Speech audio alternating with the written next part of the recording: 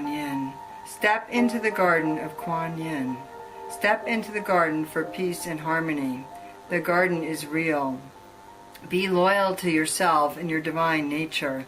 Accept it in this moment now, holding the palms open. Fingertips pointing out on either side of you. Relax your shoulders. Why are you carrying so many burdens? Loosen them up in a moment. See how tight they are? Relax your knees. Karma. The physical body is like an organic computer, and it draws to it relations and experiences from the past, and some of these lodge in specific spots in the body. The knees hold karma, this I will say.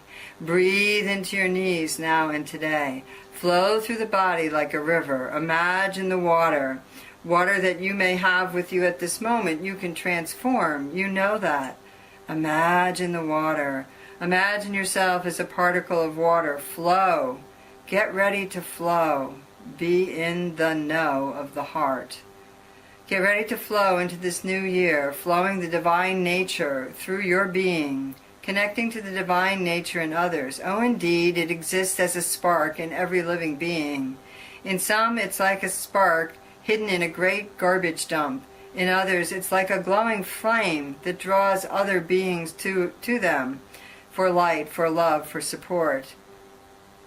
Regardless of how it is, it exists in all places, and the more you develop in all beings, and the more you develop it within yourself, delving deeply, accepting the divine nature and living the divine, the greater you will attract others and help pull it from their depths.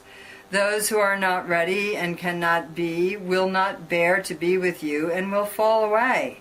They will fall away until another day.